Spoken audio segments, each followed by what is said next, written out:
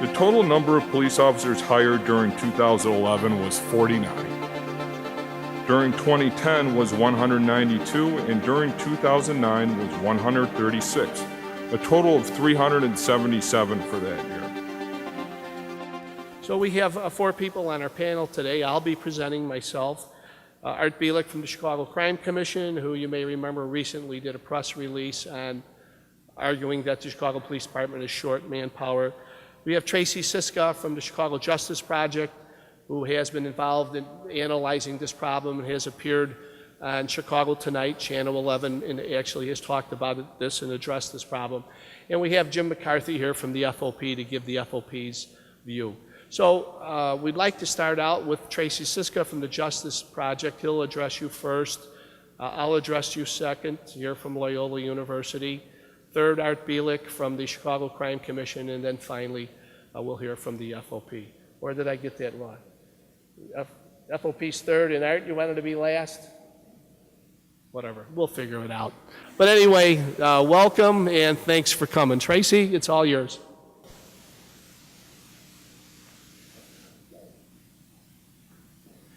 Hello, everyone. My organization, the Chicago Justice Project, basically focuses on trying to take data from the criminal justice system, local here to Chicago, and turn it into what we call like actionable information for communities. So information that communities understand and is tailored to their needs, tailored in a way that what they want to know, and it's delivered in a manner they can easily understand and act on. Whether it's better engagement through CAPS or challenging some aspect of the system, we look at it holistically. So we look at it from call for service through the 911 center here all the way through adjudication. We want people to better understand how everything works. One of the topics I've been focusing on a lot the last couple years has been the issue around police staffing. And from our perspective, we challenge any assumption or any kind of language or assumptions that aren't evidence-based. It's especially when answers are reasonably easy to ascertain if you have the data to do it. One of those aspects is police staffing. Around the country, all kinds of data analysis techniques have been developed. There are schemes about how this is determined. For the last couple of years, that hasn't been either done or made public. So from the Chicago police perspective, from internally we hear of aspects about whether it has been done or not, and there's kind of controversy. Jody Weiss said several times publicly that some of the analysis had been done. CJP just recently confirmed that that is the case. Just before he left the department, they had the analysis done for beat realignment, the redistricting that they've done a little bit of, and trying to find out how many officers in general they need. That's done and packaged. So from our perspective, we want that public. One of the reasons we challenged, we've written a little bit about this whole aspect of being short. From our perspective, we want to know short of what. Now, when I spoke both on BEZ and then on Chicago Tonight with the president of the Fraternal Order of Police, it was determined short from that number was the budgeted number. And when asked by Eddie Aruzzo, well, how did you get to that number? Well, it's kind of the number the aldermen agreed to with the commanders or the superintendents, which in Chicago translates into it was either done in the collective bargaining or it's a political number, not an analysis data-based number. And what CJP has tried to do is push back on some of the press, push back on press releases, both from the FOP, aldermen, the city, on this back and forth in the press about whether or not we're short and what we could do with it. There's an easy answer to be made, and that is use data analysis, use those techniques, come up with the number, make them public. Now, there's a couple reasons probably why this hasn't been done. It's kind of a gamble on both sides. It's a gamble to the Chicago Police Department because that analysis could very well come back and say they need 15,000 officers, which would be an increase of maybe 1,500 from the budgeted 13,500 number, or what used to be the budgeted 13,005, which is now down 1,200 spots or something like that. And on the FOP, the union side, that's a gamble because that analysis could come back and say they actually only need 11,000. So neither side is really pushed to make this issue about analysis and finding the real true answer and making it public, neither side's pushed it. Instead, what we're getting is basically a ping pong in the press about being short. And when that happens, you get hyperbole from reporters about crime that is obviously caused by the lack of officers. And especially in 2012, with the warm winter we had, we get this issue around, well, obviously from the FOP side, crime is way up in Chicago because we're short officers. Well, maybe the 4 months of lack of snow and not 10 degrees but 40 degrees had something to do with it. Now, it's not the 100% cause, but weather definitely plays a role in increased interactions between people that has a chance to lead to violence. So in the press, it's all been about, well, we're short officers, that's why the violence is. We don't know if we're short.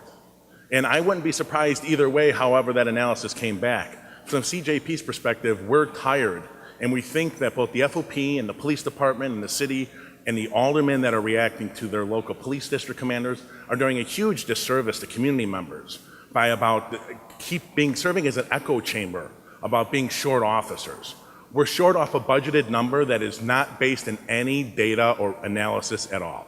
It is not evidence-based, it's not fact-based. In the city council, there are all kinds of rumors that the 13,500 number came from an analysis done in the 1950s, based off the 1950 census. And I don't know if that's true, but the reality is no one can really point to a factual spot where that number came from. We want a factual number. We want it, one, because we think the citizens of Chicago deserve to know exactly how many officers we really need. And part and parcel of that, which is another risk for the FOP, is there's got to be a talk about, if we're going to continue to use beats, and there's got to be a talk about standardizing a beat, some kind of mandatory way of looking at beat realignment through data analysis. That hasn't been done, and there's all kinds. I've heard from official sources within the CPD that it hasn't been done since the 60s, that it hasn't been done since the 70s, that it changed a couple times in the 80s, but it was originally done in the 50s. Those are the three official answers I got from the press people and then the Freedom of Information officer. So, you know, the FOP has this issue about moving officers out of safer districts to high crime areas. From our perspective, if we're going to talk about how many officers CPD needs, we also then have to mandate in that discussion where they need to be deployed. There's a simple analysis. You can look at the calls for service, crime, violence in every district, independent, not across like some kind of average, which I know has been done for the CPD. But if you look at every police district's data, their calls for service, their crime, manpower, time of day, you can come up with what they need. And we think that should be part and parcel, but that doesn't really fit the FOP's mantra because they don't want officers moved. They fought like crazy to keep the districts that were closed, that seem to be magically possibly somewhere in the halls of the CPD off data analysis. We don't really know because once again, they didn't release anything. I was there at the city council when they did release numbers to the aldermen related to violence in the area, and they released some of year to date to 2011 and 2010, which once again just echoed what the press does, which is comparing year to year instead of trends. So I'm gonna just stop. I'm just gonna show you real quickly. We did some really basic, not scientific analysis off of the data we could easily get. This is by far not scientific, but I mean, this is not something you hear in the press. The top line is staffing in the CPD for 10 years. That dropping line is homicides in Chicago. That's not something you hear because obviously every time someone commits a crime, it's due to the Chicago police's failure. And the FOP turns it as it's being short. And the reality is we know that that's really, as far as what causes crime and the ability to respond to it, that's not necessarily the case. It isn't always the CPD's fault. So we wrote a couple of things about it, got very published this year. They were not meant to be scientific. They were blog entries. But because no one in the press, no one in the FOP, no one in the department at least released it, any kind of data analysis, the stuff we wrote on a blog that took us an afternoon to come up with, and let me say an undergrad economics student did these charts because they're really tough, right? But this made the press. This was like the only thing the press had ever seen as far as data analysis on this issue. And just one last thing. We need to stay away from and counter emotional knee-jerk responses, either to crime or to political responses to those crimes. The aldermen have no alternative for the most part but to cry for more cops, because that's all the press does and it's all the FOP does. To stop that and to counter that, we need firm data analysis that mandated every so often, whether it's with the census or whenever we want to set it, that gives the alderman a political way out to say that it has to be done. It's off data that is reliable and valid, and that way everyone, and it's made public. So everyone in the communities knows what it's based on and know why cops are either moving in or out of their areas and what for. So I'm going to stop there, let the other people go, and I'm happy to take questions when you're done. Thank you.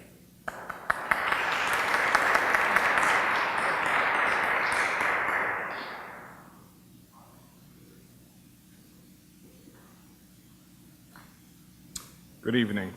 Thank you for having me. Obviously, Mr. Siska and I disagree with a lot of the things that he said. And one of the most important key elements of what he said, he's talking as if the FOP should be coming up with the number for manpower for the Chicago Police Department. That is not the function of a collective bargaining unit. The function of a collective bargaining unit is to enforce a collective bargaining agreement and ensure that the workers' rights are being protected. He says that Mike Shields didn't know where did they come up with the number for 13,500? I don't know. Mike Shields doesn't know either. And you know what? It's not our job to know. What is our job? Our job is to protect the rights of Chicago police officers. And I know Mr. Siska will agree with me, but the fact of the matter is, folks, is this is a very dangerous job. Our people die on a yearly basis. They die from gunfire, and they die from auto accidents. There's a couple of things that I would like to, statistics that I would also like to point out. As of 2011, as of today, we had 338 homicides in the city of Chicago.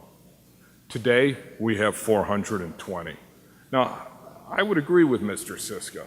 Is that the result of police manpower? You know, and there should be analysis to that. I would agree with him. I want to read, this is the Chicago Police Pension Fund newsletter. And how would these people know as to people retiring and the hire? Because they pay into the pension fund. And I'll just read the first section. It's from Mr. Hauser, who's on the board. The total number of police officers hired during 2011 was 49. During 2010 was 192, and during 2009 was 136, a total of 377 for that year. Officers who left the department during 2011 was 541. During 2010,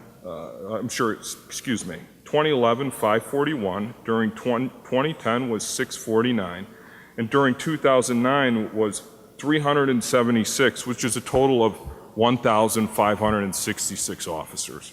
So over that time span, we hired 377 and 1,566 retired. In some of his own studies on his website, Chicago has more homicides than a city 3 times its size. Was it always like that? No, it was not always like that. This is a rather recent development, that Chicago has more homicides than New York, not to mention Los Angeles proper itself. And Mr. Siska put out in a study, and he did an analysis in which he took the city of Phoenix, the city of Chicago, the city of New York, the city of Los Angeles, and the city of Houston. And he labeled those the top 5 cities population-wise, but that's not the case. He left out Philadelphia. Philadelphia has actually more residents than Phoenix, and he based it, according to him, I believe it was on FBI stats. So I will certainly give him that. But Phoenix has approximately 3,500 police officers. In Chicago, we are down. We're probably at about, I would say, 9,500, Sal? Does that sound about right? Okay. New York has we are the second largest police department in the city. New York is 3 times our size. They're probably about 36,000. The city of Houston has 5,400.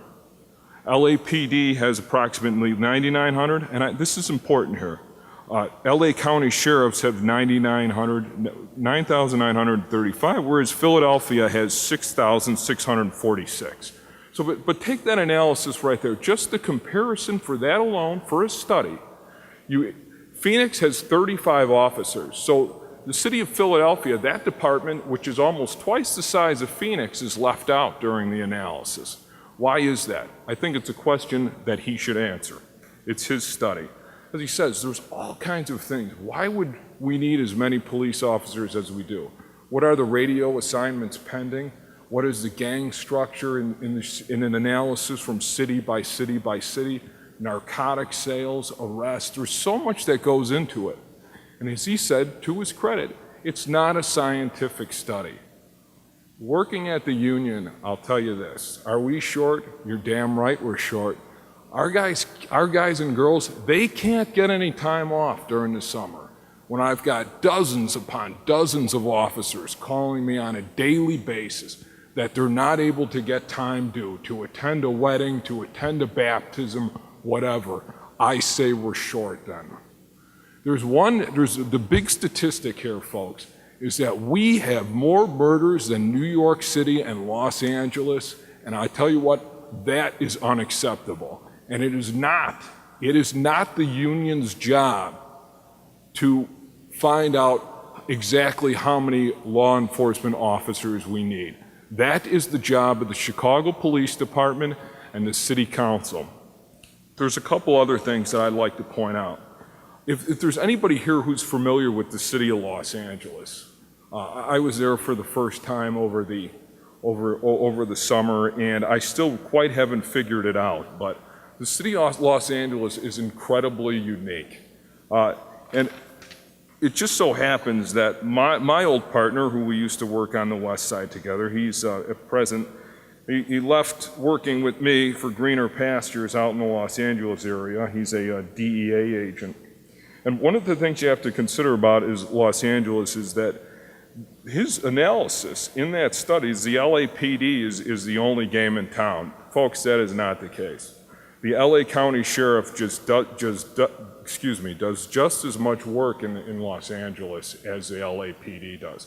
I also want to point out to you, and so I asked him, I said, City of Englewood, that's done by the Englewood PD. That's part of Greater Los Angeles. Hawthorne, City of Hawthorne, that's part of Greater Los Angeles. They have their own police department. Long Beach, they have their own police department. Compton, LA Sheriffs patrol that. Pasadena, they have their own police department. Beverly Hills, they have their own police department. Montebello PD, they have their own police department. West Hollywood is patrolled by LAPD. On the other hand, Hollywood is patrolled by the Hollywood Police Department. Burbank, another, they have their own police department as well. So to make the comparison that we're comparing apples to apples to apples, we're not. We are not comparing the same in that particular study. So, but I'm gonna leave with one last, and as I said, I hope I made it clear as to what I think the function of the union is. But I was part of my responsibilities as a field rep. We respond to police shootings. We also respond when the officers are shot. And it just so happened that the last officer who was shot was Del Pearson, and I was the on-duty field rep that night. And the call came in at about, I don't know, early in the morning. So the officer called and he said, you know what, listen, we have a police shooting, the officer shot. I go, well, how is he? And he says, you know what, I don't know. It doesn't look good. So we got dressed, raced over there, and we wound up, I believe it was at Christ Hospital on the south side. But as I talked about, what the union's function is protecting work conditions for our members. That's our function. And I want to read this from the Tribune. The Tribune recounted how Pearson's survival from the loss of so much blood depended on a combination of speed, coordination, expertise, and luck in those first critical hours. I want you to focus on the word speed. Officer Pearson was working with a partner that night, and there was another sergeant there. He was immediately rushed to the hospital. Had Officer Pearson been working 1099, although I'm not a doctor, I think that he would no longer be with us. So when he talks about whether, the FOP should come up with an analysis for how many police officers we have, no, that is not the function of the collective bargaining arm for the men and women of the Chicago Police Department. It simply is not.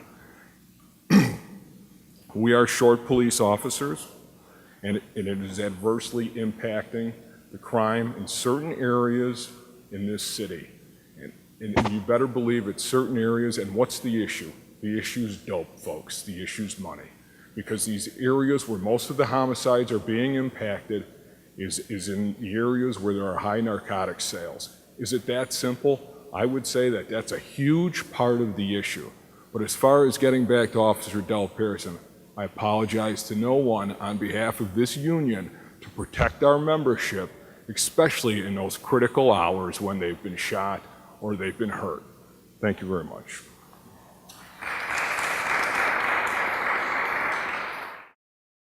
I just read a report today on a big debate back in 1856 as to whether the Chicago Police Department should be controlled by the state or by the city, and whether it ought to be legislatively created as to how many police there should be and what the police should do. So legislatively, you might be able to decide how many police you would need in the community. The newspapers, we've heard some comments today that the newspapers and the press had their thoughts about how many police you might need. Neighborhood, you all live in neighborhoods. People live in that neighborhood.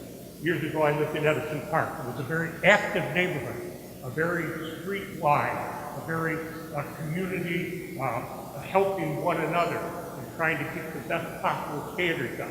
They had clear ideas about how many police they wanted in Edison Park, the members of that community. In the city of Chicago, government is done by aldermen. Recently, just 2 weeks ago, one of the aldermen said that he felt that the city of Chicago needed 1,400 or so more men. And at one time, the alderman had a great deal of power. As you know, Illinois is a state in which the legislative body controls the executive. That may not be true in Chicago, but it's true legislatively. The statute of the state of Illinois says that's how Illinois is set up. The legislature makes the decisions. The executive branch simply carries them out. So the alderman maybe could be the criteria for determining how many police you should have. Looking at it from a police perspective, what about beat deployment? How many beats, which is what we just saw presented by Professor Lombardo, how many beats should there be in a community? Once you pick how many beats there are, then you know, you saw the formula that you used, how many police officers you need to man those beats. So there's one way to determine how many police you need in a community. What about budget? Should the budget determine the number of police, or should some other criteria determine the number of police? In most communities, budget determines the number of police. That's the fact of the real-life world. You can't pay police officers salaries that you don't have. And all the way across the United States in the past 3 years, we've seen police departments, Detroit being one of them, dropping officer after officer after officer because they no longer have the budget to pay those police officers. Offenses. What about the number of crimes committed? Would that be a good criteria? When I was going through school right where you are now, that was one of the big ways that you determined how many police you would need in a community, how many Part 1 offenses, how many violent offenses. And you use that in a complex formula to determine the number of police officers needed. I just saw a report from another city, and one of the major criteria that they use for number of police is response time to high-risk calls, response time to violent calls, response time to danger to person calls. That amount of time, when you could get sufficient police there to deal with that problem, that was how you worked out backwards into how many police you might need in the community. If you didn't have enough police to respond quickly to emergency calls, you didn't have enough police, so you had to add more police. So there's another way you could determine. I'll tell you a big way in Chicago. 10 years ago, the ministers on the south side of Chicago had a lot to say about how many police there should be in the areas in which their churches were located. They did not want their parishioners harmed. They did not want them shot. They did not want them killed. And they were very verbal in the press and elsewhere about how many police they should have in their area. So another possible approach then is the religious leaders in a community. Back in the 1910, 1915 era that I've studied extensively, the Protestant ministers in the city of Chicago had a great deal to say to the mayor of the city of Chicago because of the vice conditions here, how many police there should be in the community. The academics, these are people that work all year round, all their lifetime, studying these matters, doing research, reading scientific papers. Should they be the ones to tell us? I saw a report recently done by an academic as to how many police there should be in a major city. So there's one saying to the police chief, here's how many police you need. Civil rights. Should the leaders of the civil rights movement, based on things like stop and frisk and having enough police so that you don't need to do stop and frisk, or having the police located in one community rather than in another community, they sometimes have concerns about how many police you should have. The newspaper editorials that you see in the Chicago papers, there recently was one of those on how many police there should be. So there's a number of different approaches to determining the number of police that should be in a community. I've been in this field all my life, and I've seen it from all of the perspectives that there are. The only one that really knows, if he's an intelligent professional man, how many police are needed in that community is the police administrator of that community. If he uses proper tools, if he uses his reports correctly, if he uses his deputies correctly, if he listens to the public correctly, if he listens to the legislative group correctly, he can make a balanced judgment about how many police he needs. This is more easily done in Winnetka than it is done in Chicago for a variety of reasons. But that's the one who knows how many police there should be. Not you, not me, not the newspapers, not a lot of others. That's the one, if he's using the proper tools, that can properly tell. Thank you.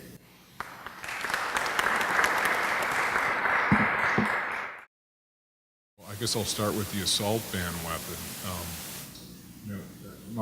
My view on it is quite simple, is that, the First Amendment gives you freedom of speech, yet it does not give you the ability to shout fire in a crowded theater.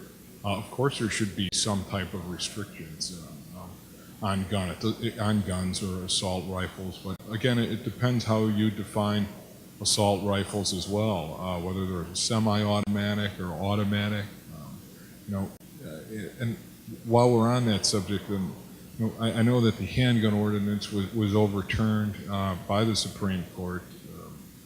I have to be honest with you folks. That ordinance was never really enforced in the city because it's encompassed under the state's UUW charge. The failure to register a handgun in the city was a misdemeanor. That was one of the first things the Cook County State's Attorney's Office did, was they would drop the charge on the city ordinance violation.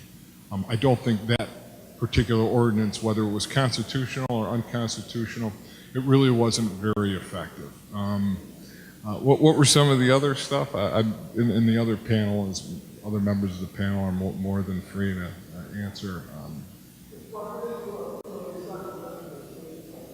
Well, you know what? I would like to address that as well. That could be something you state that members of the New York Police Department, a certain percentage didn't make felony arrests, but at the same token, you talked about or I should say, the gentleman from the Crime Commission talked about civil rights violations. I don't want my officers putting themselves in the trick bag to make a felony arrest. The department, rightfully so, advocates that they make arrests lawfully, constitutionally, and if there's not a felony arrest there, then there's just not one to be made. But I can't really, without further analysis, but maybe that's something for Mr. Siska to take a look into. Any other questions? Yes. For whom? Okay.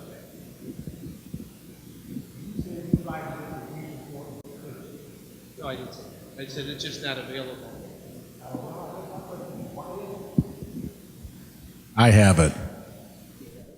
And it took me it took my intern maybe about 17 minutes to get it. And this is again about wanting to get the data and making it available. I've got the Weiss report. It's not credible, at least from the sources that I've had look at it, it's not credible. There's all kinds of issues with his analysis. We'll be making it available probably in the next month or two. But it assumes all kinds of like static time for service calls, an average that's static over the entire city, which is just inappropriate. Because if you look at calls for service, just for an example, you look at Jefferson Park, their number one call for service is traffic, right? Which takes a lot longer than maybe a shooting call might in Austin when no one's around when they get to the call. So his analysis is flawed, probably one of the reasons why it was never used. But it'll be coming out. It took literally my intern about 17 minutes to figure out where Weiss worked and then an email to him at Northwestern to get it. Now the CPD probably hasn't released it, but we have it, and it'll be coming out soon. It's rather flawed on a number of levels, and maybe that's a time for next year's panel. Yes. Tracy, what was the conclusion of the study, though?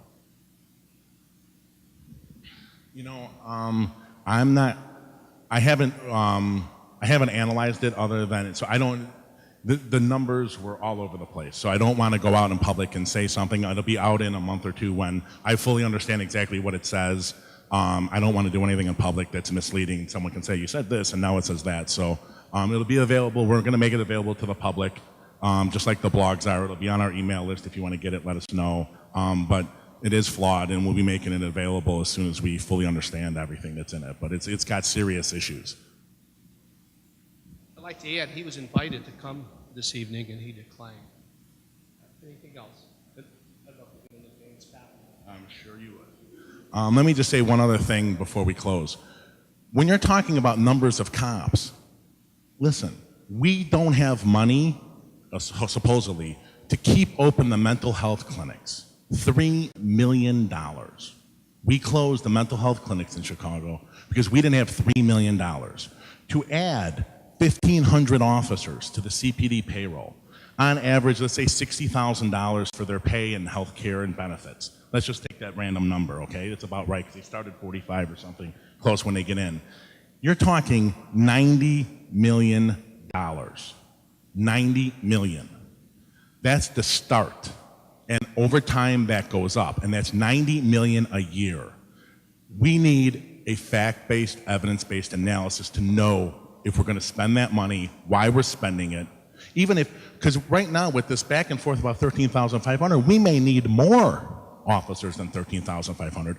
We would never know because the FOP would stop at being fully staffed at 13,500 because they have no idea if we even need more officers, which might well be the case. But we're talking about $90, $100 million a year for the next 10 years. Over the next 10 years, you're talking about $1 billion we're going to spend on that. We ought to know it ought to be evidence-based. The public ought to see that analysis. Everyone should see the data. And then we should decide whether we want to spend it on that or whether we want to spend it on alternatives to other things like drug treatment and mental health treatment, ways for people to get back into society so they don't go right back into the gangs. They may have longer-term anti-violence solutions that are totally off the table here. The only discussion is whether we're short. And once again, Professor Lombardo, short off a budgeted number, no one knows how we got there. I'm not sure what that really means. There was a question.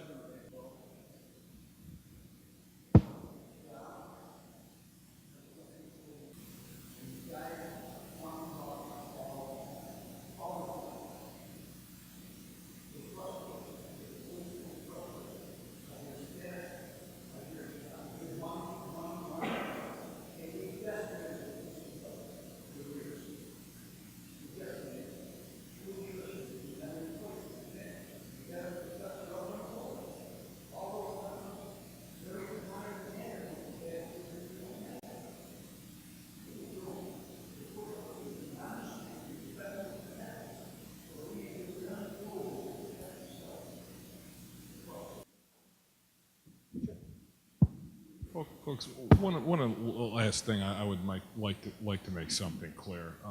This city has not promoted a single detective in 5 years. In 5 years, the city has not promoted one detective. And you can see it as recently as this year. We've had 420 homicides. 100 of those have been cleared. Of the 420, we've cleared 100. Last year, at this time, we had 338. At that point, we cleared 111. There's something not right here. I mean, if we don't even have the staff to promote, and the city knows that. And I just want to make that clear, is that our clearance rates for crime is abysmal. We're not prosecuting offenders, and as a result of that, I would guarantee you that a lot of the offenders, they're repeat offenders. And one of the things, and I truly mean it for Mr. Siska, is take a look at what the judges do down at 26 in California, because that's where the hardcore offenders are at. And I can assure you, they're at probable cause hearings, it's repeatedly offenders caught with gun are found with no probable cause. And I think that, unfortunately, that the judiciary in this town has escaped a lot of scrutiny because they're just not putting away the violent offenders like they should be. Any other questions? Do we have any final comments from any members of our panel? Anybody would like to say something additionally? Well, I want to thank everyone in the audience for coming, and I also want to thank all the panel members for coming. Yes.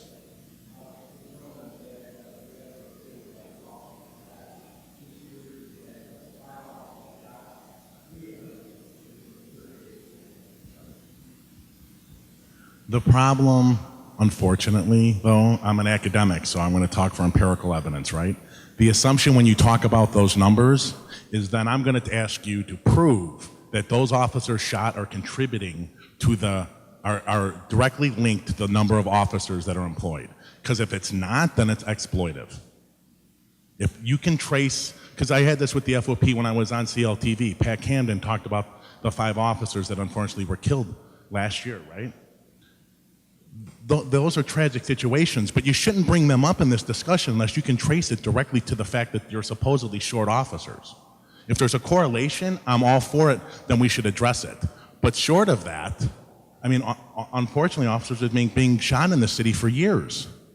So unless it's directly correlated by the shortage, then I don't understand what it has to do in the conversation. It's unfortunate, it's horrible, it shouldn't happen, but I don't know any business. Take any business you want that was down 50 or 60% of their service, right? Homicides are way down from the 90s. But for some reason, the FOP and the police want the same staffing they had in the 90s when murders were at 1,000. So I understand. I don't want officers to be shot. I want everyone to be safe. But I don't like it when it comes up in the conversation that isn't directly linked to it. It gets brought up like if some reason that shortage is that's why the officers are being shot. And unless there's a causal link to that, I don't understand what that's in the discussion. And I thanked everyone in the audience, so I'd like to thank everybody in the panel. And I think we owed everyone on the panel, excluding me, a little round of applause. Thanks for coming.